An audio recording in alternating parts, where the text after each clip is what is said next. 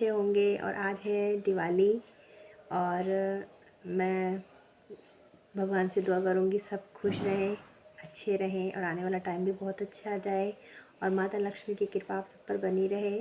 कोई गरीब ना रहे, किसी के पास किसी चीज़ की कमी ना रहे। और दिवाली है तो सब अच्छी तरह से मनाइएगा, सुरक्षित रह के मनाइएगा थोड़ा सा, तभी त्यौहार का मज़ा आता है। कोई भी गलती हो जाती है तो फिर बहुत दुख होता है, त्यौहार में गड़बड़ी हो जाती है, मज़ा नहीं आता। तो आप सभी इस ब्लॉग को देखना मेरा, और अच्छा लगे तो लाइक कमेंट शेयर ज़रूर कीजिएगा। और जो मेरे नए व्यूअर्स हैं प्लीज़ मेरे चैनल को सब्सक्राइब ज़रूर कीजिएगा। मुझे आप सबके सपोर्ट की ज़रूरत है। इस दिवाली से अगली दिवाली तक मेरा भी कुछ हो जाए अच्छा, ठीक है। तो आप प्लीज़ फुल वॉच करने के बाद लाइक कमेंट शेयर ज़रूर कीजिएगा और बताइएगा कैसा लगा। Enjoy it. और मैं लेके आई थी गुलाब जामुन के लिए पैक लेके आई थी रेड वेट। तो मैंने वो ट्राई किया, फ़र्स्ट टाइम किया, सच बताऊँ तो थोड़ा डर भी लग रहा था, पर यह है कि पूरा पैक था, उसमें सामान डला हुआ था तो टेंशन नहीं थी, क्योंकि मेरे रसगुल्ले बनते नहीं थे। तो मैंने इसमें थोड़ा सा पानी लेके जितने इसमें क्वांटिटी लिख रही थी पैक के पीछे, और थोड़ा सा इसमें घी डाला, हल्का सा आधा चम्मच, और मैंने इसको मसल दिया था जैसे हम आटे की डो बनाते हैं ऐसे ही। तो उसके बाद काफ़ी इसको मसला, मैंने इधर चाशनी चढ़ा दी थी, मेरी चाशनी थोड़ी कम रह गई थी, मुझे दोबारा भी बनानी पड़ गई थी। तो आप बताना कैसा लगा, ठीक है।